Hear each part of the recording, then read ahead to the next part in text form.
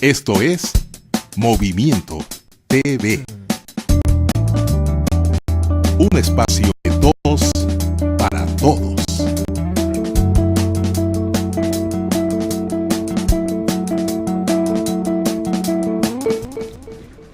Muy buenas tardes, estamos en su programa Dignas y Unidas Ganaremos. Y bueno, esta vez, retomando ya nuestros programas semanales, aquí en Movimiento TV, y como parte de nuestro movimiento del Congreso Progresista, estamos dando seguimiento a lo que es la temática del área de equidad de género y diversidad sexual. Y como toda la semana nos acompaña nuestra amiga y compañera Stephanie Marchina, que creo que siempre le cambio el apellido, ¿verdad, Stephanie? Creo que le cambio los apellidos, ¿verdad, Stephanie? Sí, entonces el día de hoy vamos a estar tocando el tema que es tan central en la parte de equidad de género, que es violencia, pero vamos a tratar de abordarlo a partir de nuestro contexto histórico, económico, social, y sobre todo, ¿a qué se debe? Que habiendo desde los años 70 partido de un proceso de liberación de las mujeres, habiendo habido ya convenciones internacionales a las cuales diferentes países, entre ellos México, se han adscrito para terminar, para eliminar todas las formas de violencia en contra de las mujeres, que ya esto forma parte de nuestras legislaciones. Todavía vemos, ¿verdad, Stephanie? Tú le das seguimiento a las estadísticas, que el tema de violencia sigue presente. ¿Cómo lo vemos, Stephanie? Así es, Maru. Bueno, nosotros en el trabajo de campo, ¿no?, cuando vamos con las mujeres, en cualquier colonia, ¿no?, de cualquier estatus socioeconómico, se ve que la violencia está tangente, ¿no?, tangible. Se ve en los rostros de las mujeres, en las historias que nos cuentan, y como decías hace rato, ¿no?, 8 de cada 10 mujeres hemos sufrido violencia.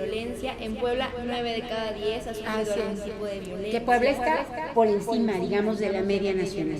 Así es. Entonces, ¿por qué no dices? O sea, si ya podemos votar, si en México tenemos una ley para que las mujeres tengamos acceso a una vida libre de violencia, si hay una convención internacional para erradicar las formas de discriminación contra las mujeres, ¿no? Si hay protocolos que seguir, ¿qué es lo que está pasando? Sí, en ese sentido creo que tiene mucho que ver y es todo un análisis que tenemos como sociedad, y lo digo en el marco de un espacio mixto como es el Congreso Progresista. El análisis que hacemos cuando vemos esto es que, bueno, esto está referido a unas relaciones que hay entre hombres y mujeres, que se caracterizan por ser relaciones de poder, donde obviamente hay un género que históricamente ha tenido más poder que el otro. Y no es una cuestión de culpabilidad, de decir son los hombres culpables y las mujeres las víctimas, no. Es parte de una cultura donde hay una manera de relacionarnos como hombres y mujeres que hace que se alimente esta violencia, donde al tener una parte, digamos, del género humano, que en este caso son los hombres, al tener mayor poder, se estructura un sistema que le llamamos sistema patriarcal, donde todos los valores masculinos, todo lo que tiene que ver con ser hombre, tiene un valor por encima de todo lo que es considerado femenino, que es visto como de menor valía, que es visto de una manera subterfugiada, de una manera subvaluada. Y es cuando vemos, por ejemplo, que todo el trabajo doméstico, que es femenino, tiene menor valor, y que todas las cosas que son consideradas femeninas no tienen una valoración ya no solo económica, en términos de tener un intercambio en el mercado, sino que simbólicamente valen menos que las actividades o todo aquello que simbólicamente es considerado masculino. Si lo vemos así, y algo tan básico como el que nazca un niño o una niña en una población rural con las parteras, y a una partera le pagan más cuando nace un varón que cuando nace una niña, y esto es el doble. O sea, si es una niña, hace 10 años le pagaban 50 pesos, y si era un niño le pagaban 100 pesos, y mataban una gallina si era un niño. Y si era una niña, pues no mataban nada, se comían los frijoles o lo que hubiera. Y esto, Maru, se repite en todo el mundo, ¿no? Así como pasa en el México rural, en la China rural, tan lejos, del otro lado del mundo, pasa lo mismo, ¿no? Si la mujer tiene un varón, se le hace un platillo especial y se le festeja, y si la mujer tiene una niña, hasta se le hace el feo, ¿no? Claro. Entonces es un fenómeno mundial, lo que significa que viene de un sistema, ¿no?, como dices, patriarcal, que está presente en todas las sociedades del planeta. Y hay países orientales, como dice Fanny, donde incluso cuando nace una niña se llora y se llora como una ceremonia de dolor en términos de todo el dolor que esta niña va a tener en su vida, porque dice, si es una niña, me conduelo porque va a sufrir mucho, porque va a sufrir violencia, porque va a sufrir agresión, porque le va a costar más la vida que si es un varón.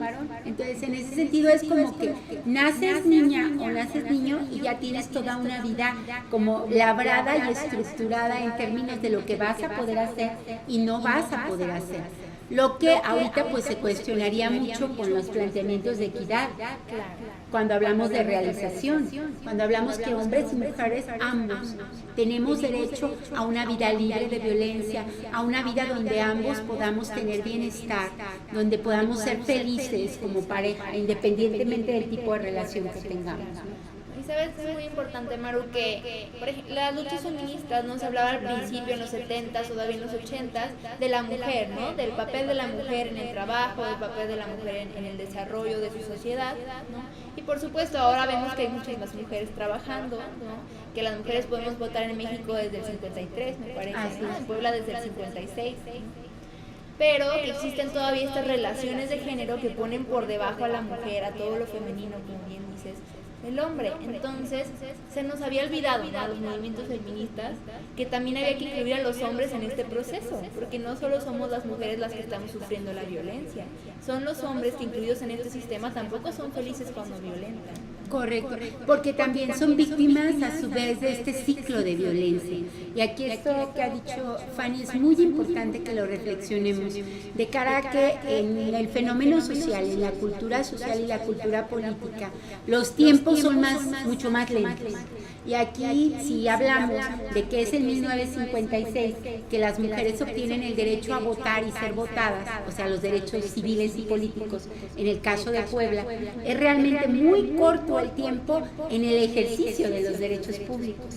Y si hablamos en esos términos, quiere decir que la cultura todavía ha cambiado muy poco, que los hombres se han acostumbrado poco a ver a las mujeres en el ámbito público y que se han acostumbrado poco a acostumbrarse a que van a compartir, porque creo que aquí es muy importante cuando hablaba Fanny de la inclusión de los hombres, estamos hablando de que los hombres al incluirse en un espacio de equidad tienen que, y vamos a ser muy sinceras y muy francas, tienen que dejar poder, porque ellos han estado ocupando casi el 100% de ese poder. Y si las mujeres irrumpimos en el espacio público, entonces vamos a necesitar un espacio de poder, que obviamente los hombres tienen que ceder.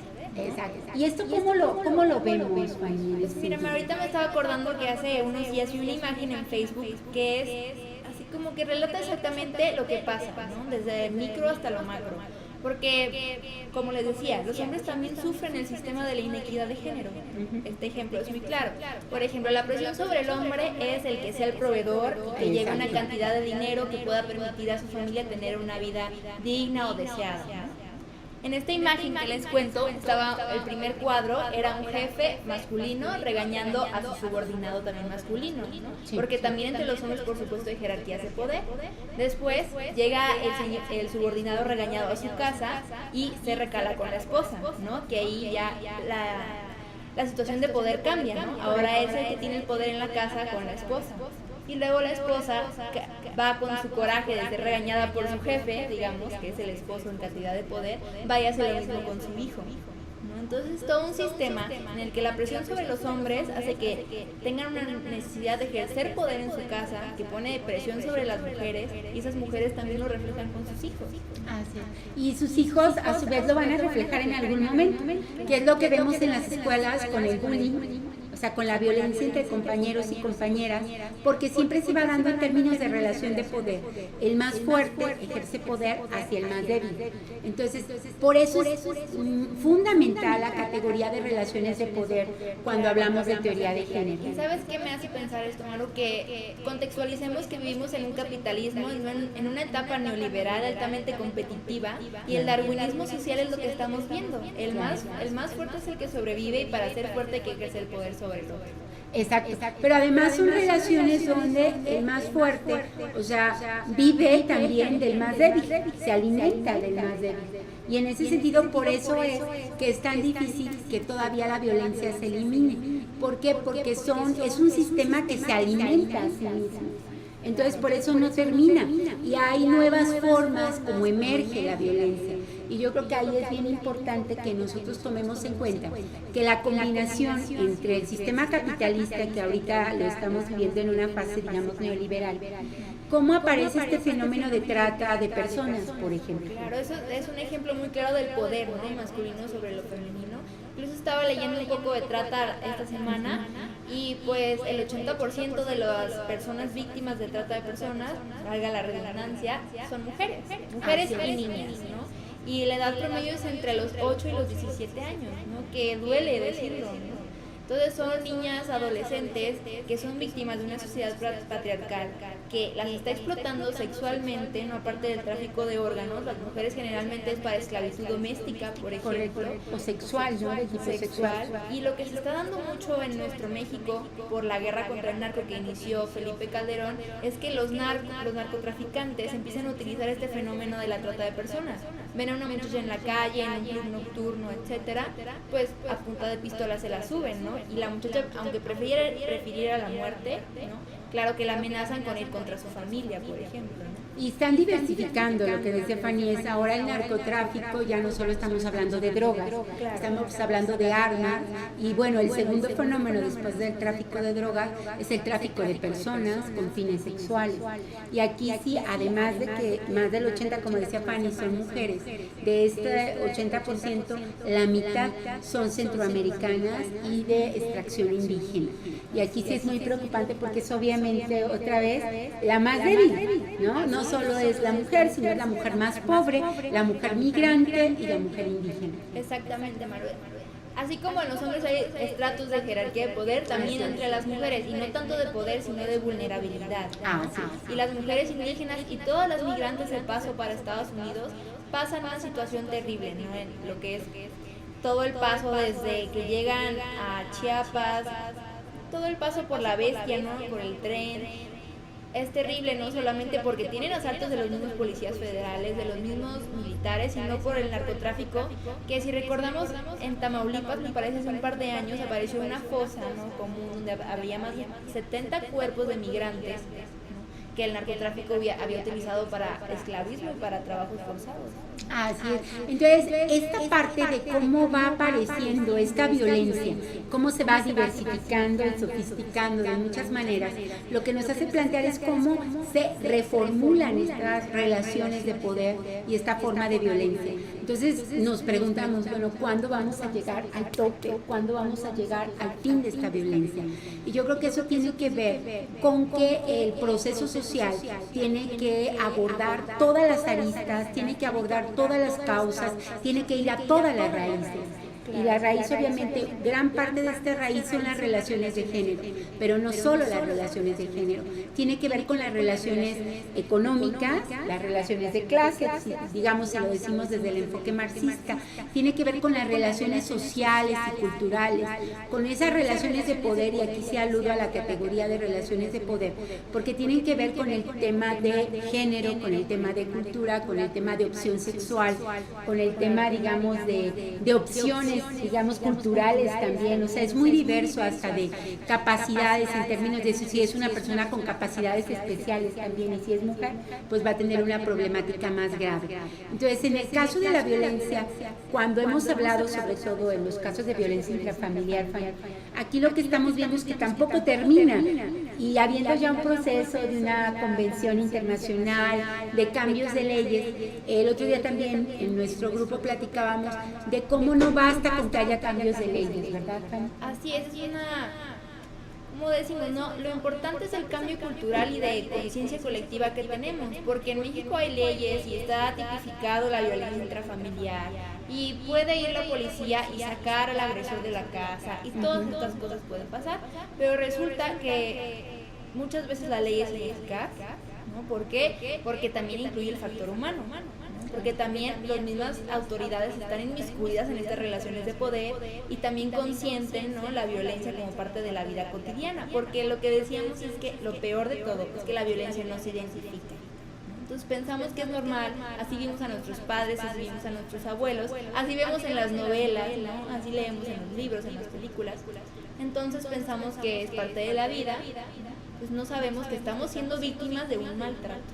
Claro, y entonces aquí es bien importante a todas nuestras televidentes y a nuestros televidentes que se analicen. Hay ya un violentómetro que nosotros lo llevamos nosotras lo llevamos a todas las caravanas de nuestro Congreso Progresista y realmente ha tenido una acogida muy buena, ¿verdad? En términos de que cuando lo colocamos pasan jóvenes, hombres, mujeres y empiezan a verlo y empiezan a identificarse y no solamente en el ámbito doméstico, sino que también se identifican en el ámbito laboral, en el ámbito de la calle, ¿verdad, Fanny? No sé tu experiencia, si nos puedes platicar un poquito cuál es la reacción de verse ahí.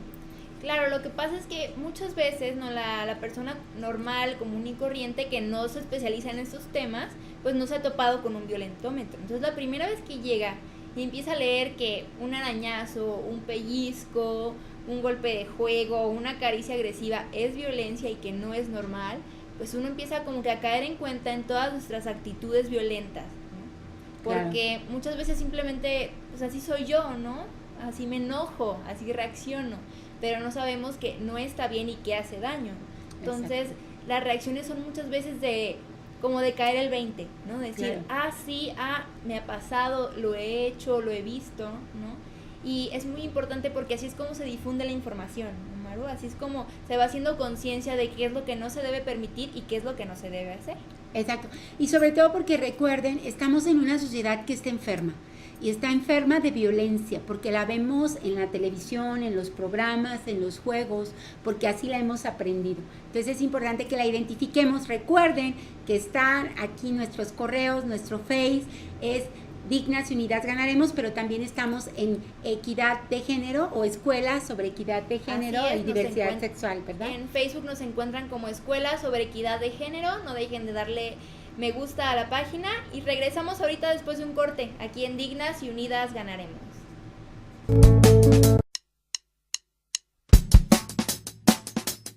Esto es Movimiento TV. Un espacio de todos para todos.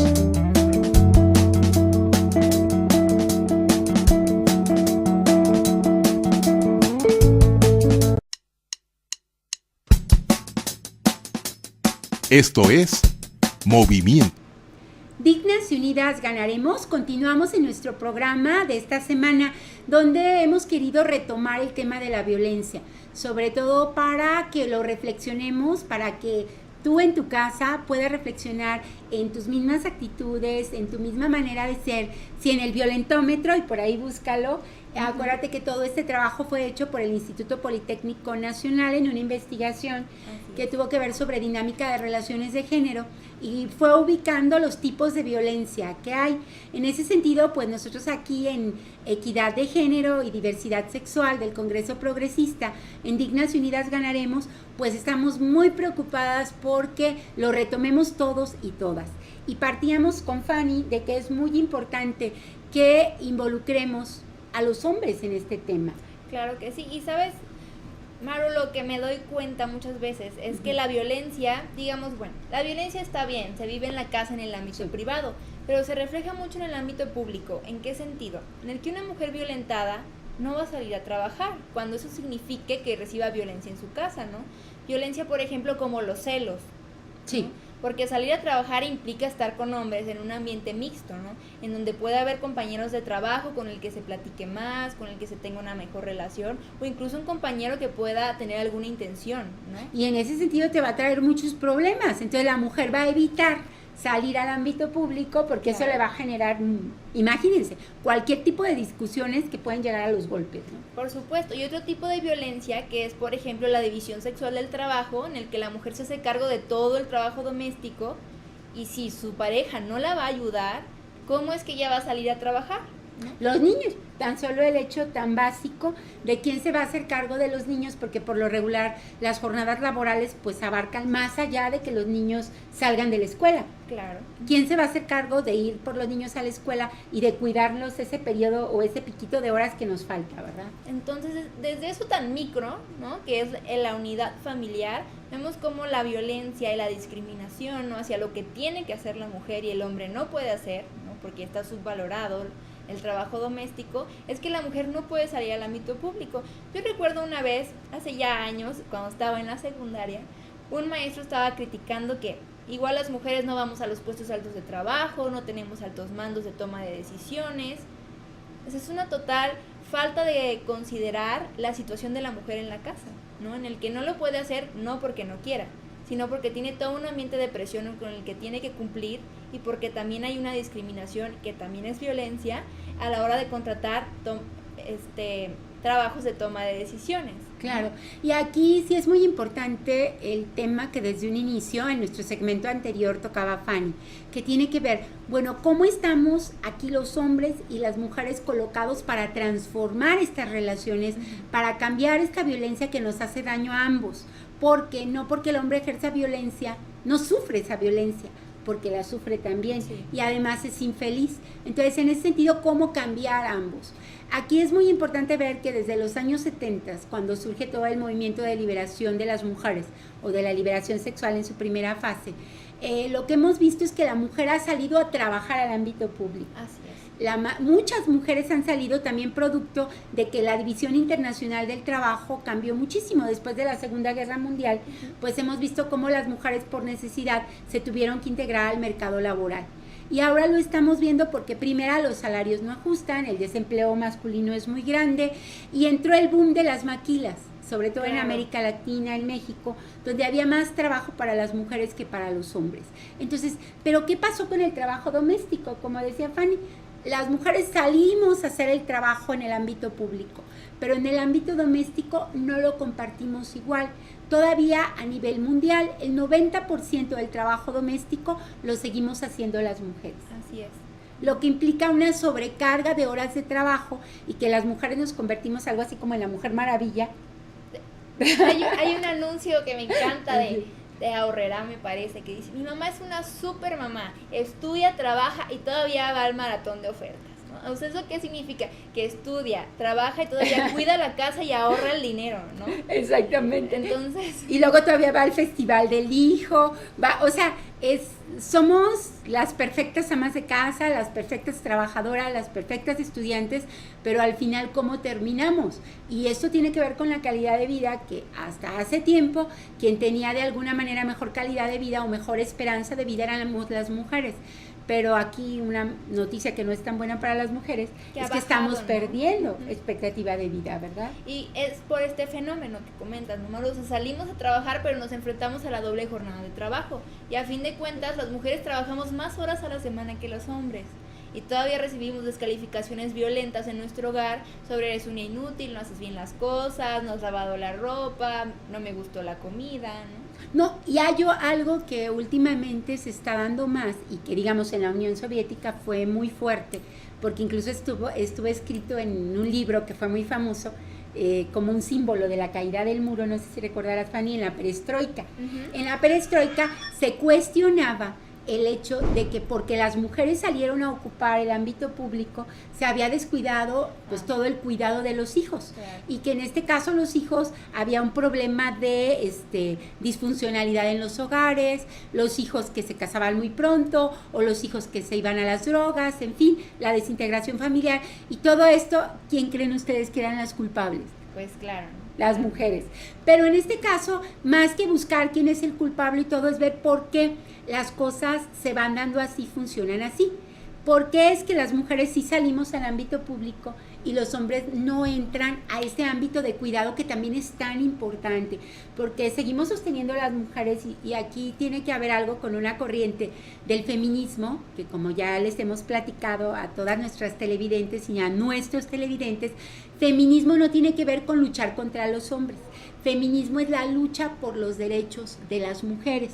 ¿Va? Esto es muy importante que lo retomemos. Y el feminismo de la diferencia reivindica que es tan importante hacer la comida, cuidar a los niños, como ser presidente municipal. Claro. Entonces, aquí es sobre todo que socialmente tenemos que deconstruir y reconstruir que todo el trabajo doméstico es muy pesado, porque por eso a muchas gentes no nos gusta, claro, tanto a mujeres como a hombres. Pero el trabajo doméstico es tan importante hacerlo, porque si no tienes tu comida, lista, tu ropa limpia, no puedes funcionar. Y sobre todo, Maru, cuando la mayoría de la gente no somos ni siquiera clase media, ¿no? La mayoría de los mexicanos, por lo menos la mitad, viven en una condición de una clase más baja en el que no se puede pagar un servicio doméstico. Así es. En el que si el hombre no tuviera quien le cocinara, ¿no? Y quien fuera al mercado y ajustara las cuentas para que alcance la comida de toda la semana, quien lave la ropa, quien tenga limpio, quien les dé desayunar a los niños en la mañana, los lleve a la escuela, etcétera, nada de eso se haría. Entonces, ¿qué pasaría? Que llegaría a la casa después de trabajar y todo estaría tirado, así como lo dejó en la mañana. No tendría ropa limpia el otro día para ir a trabajar. No habría nada en el refrigerador ni en la alacena. Y los niños, pues quién sabe, ¿no? Sí. O sea, si fueron ellos solos a la escuela o regresaron y no tienen uniformes, todo sucio, no se puede continuar el día a día sin que estas actividades se realicen. Así es. Es como plantearse, ¿qué pasaría un día sin mujeres? Sin el trabajo de las mujeres, como igual también qué pasaría un día sin hombres, o sea, claro. Somos una sociedad complementaria, pero en ese sentido, ¿por qué esa división? Yo creo que eso es lo que vamos a seguir reflexionando en el siguiente segmento, y aquí antes de irnos sí quisiera mandar un saludo muy especial a una compañera del Congreso Progresista que nos está viendo y que colabora con nuestras páginas y sobre todo con Equidad de Género y para la información del día de hoy, que se llama Teresa Gutiérrez. Tere es abogada, estudió aquí en la Benemérita Universidad Autónoma de Puebla y ahorita vive en Nueva York y desde allá forma parte del Congreso, nos apoya, nos acompaña. Un saludo y un abrazo muy fuerte para ti, Tere, para que sigamos trabajando juntas y dignas y unidas ganaremos.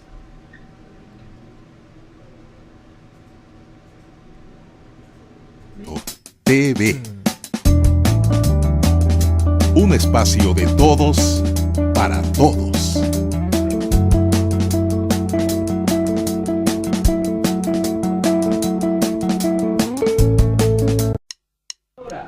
Dignas y unidas ganaremos, aquí regresando a nuestro último bloque, y estamos profundizando en lo que es la violencia en nuestros hogares, en nuestro trabajo, en nuestra vida cotidiana, porque todo está interconectado, ¿no? En este mundo todas las variables y los problemas con los que nos enfrentamos en el día a día hacen sinergias para generar la sociedad en la que vivimos.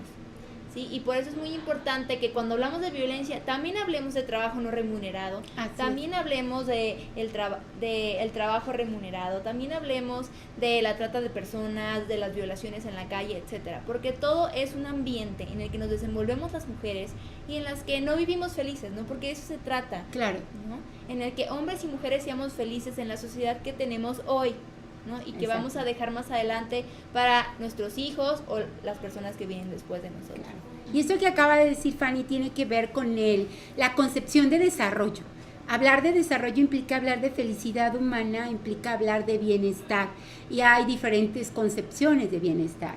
Claro. Para alguien puede ser bienestar tener muchos bienes materiales, pero también puede ser bienestar, desde nuestro enfoque, hablar de la manera de cómo vivimos, de claro. Cómo nos relacionamos, de que sea satisfactorio el saber, de que sea satisfactorio tener un manantial de agua transparente, de agua que esté pura, de agua que no esté contaminada, que nuestro aire no esté contaminado, que tengamos autonomía y soberanía alimentaria, por ejemplo, que son temas que también forman parte de nuestra vida, claro. ¿Verdad? Y que yo creo que ahí pues los vamos a ir tocando también. Pero el día de ahora que estamos hablando del tema de violencia relacionado con nuestra calidad de vida, con nuestro bienestar, con nuestra felicidad, hay un tema que es una categoría fundamental para el enfoque de género, para la equidad de género, que tiene que ver con la división sexo-género del trabajo. Y es cómo esta división tradicional del trabajo, donde la mujer hace el trabajo doméstico, el hombre es el proveedor, el que lleva el pan, es una división que ya no es tan real. Claro, no es tan real porque las mujeres estamos trabajando y estamos aportando a las casas, ¿no?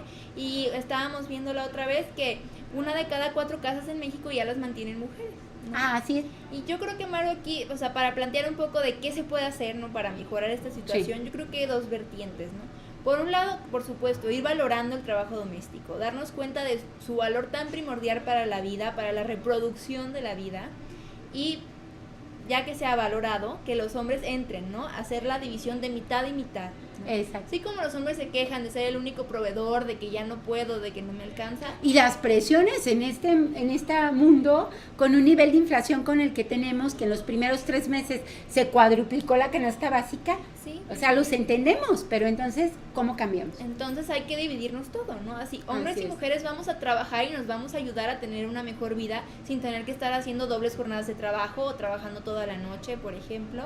Y así como nos tenemos que ayudar en la casa, ¿no? Entonces no solo se trata de que la mujer ayude, como ya se ha estado incorporando cada vez más, sino de que ahora los hombres valoren lo que hacen esas mujeres en sus casas y lo hagan ellos también sin sentirse menos, Claro. sin ninguna frustración de que estoy haciendo trabajo de mujer, ¿qué es esto, no? Sino estoy haciendo el trabajo para que mi vida pueda continuar todos los días. Y aquí es bien importante, ustedes saben que la participación del petróleo en el Producto Interno Bruto de México es muy alta, llega casi a ser la 5ª parte del Producto Interno Bruto, que tiene que ver con más de las mismas remesas. Entonces, entre las remesas y el petróleo hacen que México haya sido una economía donde se puedan tener ajustes a pesar de los problemas, las crisis y demás. Pero en este tema quiero ver la contabilidad que las Naciones Unidas hicieron del trabajo doméstico. Lo quiero comparar porque en las llamadas cuentas sombra, cuentas satélite, pues llegan a la conclusión de que la 5ª parte del Producto Interno Bruto tiene que ver con nuestro trabajo doméstico. Así es, a nivel mundial me parece que en el 2000 era de 48%. Mundial, a nivel mundial. casi la mitad. Sí. Esto es fundamental. En México es el 21%, como decía Maru, una 5ª parte, lo que significa que lo mismo que nos mandan de remesas todos los 11 millones de mexicanos que están en Estados Unidos, lo hacemos las mujeres todos los días. Y aquí para el enfoque marxista y para todas las amigas y amigos marxistas, es importante plantear que parte de la plusvalía del trabajo no pagado era el trabajo doméstico. Marx no lo alcanza a analizar, pero luego vienen feministas marxistas que sí lo analizan, como Sheila Einstein y otras más, que sí nos vienen a plantear que precisamente hay un trabajo que el patrón o digamos el capitalista tampoco paga, que Claro. tiene que ver con todo el trabajo doméstico. Y bueno, viendo también qué otras propuestas podemos hacer para mejorar esa situación de violencia y de relaciones de sexo-género, ¿no? Que son de subordinación, también el Estado tiene un papel muy importante, ¿no? Y la Así política es. pública. Y hoy en día se habla de una palabrita que es mainstreaming, Sí. que significa, porque no hay traducción al español, pero significa que se integre a todas las políticas públicas, a todos los presupuestos, a todos los procedimientos, programas, el enfoque de género. Así es. Quiere decir cuántas mujeres, cuántos hombres, ¿no? Cuánto dinero, en qué se refleja, cómo beneficia a las mujeres, cómo las perjudica, ¿no? Exacto. Y si no hay una política pública enfocada a la educación, por ejemplo, a que haya un eje transversal en toda la educación primaria, secundaria y preparatoria, que son las Y hasta obligatorias. las universidades, que hoy por hoy les queremos decir, en las mismas universidades, que es el recinto del conocimiento, donde se generó la teoría de género, pues no hay un eje transversal que articule Así el es. enfoque de género, ¿verdad, Fanny? No lo hay. Si desde niños no nos enseñan, ¿no?, a empezar a revalorar y a reeducarnos en cuestión de equidad de género, no va a haber un cambio en nuestra sociedad. Y eso viene desde arriba porque tenemos una educación laica gratuita, ¿no? Así es. Y aquí sí es muy importante y así hacemos un llamado a todos nuestros televidentes y nuestras televidentes a que todos y todas demos tips, que todos y todas digamos cómo podemos abordar para transformar esta situación. Hoy nosotras les hemos dado algunas ideas, pero queremos que en todos los programas ustedes sugieran a través de nuestro Face, de nuestra página web, de aquí de Movimiento TV, que sugieran estrategias y formas para lograr la equidad de género. Tú tienes la palabra, tiene que ver con tu vida, con la vida de tus hijos, de tus hijas y de nosotras.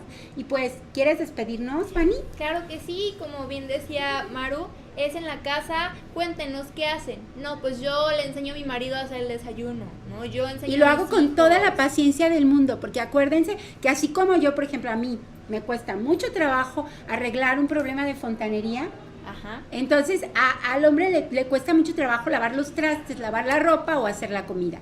Entonces ambos nos tenemos que enseñar. Así, muy bien, y pues muchísimas gracias por vernos hoy, por sintonizar Movimiento TV, déjenos sus comentarios, síganos en Facebook, Escuela sobre Equidad de Género, y vamos a estar aquí ya cada jueves a las 6 de la tarde en Dignas y Unidas Ganaremos. Y Tere, nos estamos viendo junto con todas nuestras compañeras y compañeros del Congreso Progresista y la ciudadanía en general, aquí en Movimiento TV. Dignas y unidas ganaremos. Esto es Movimiento TV. Un espacio de todos para todos.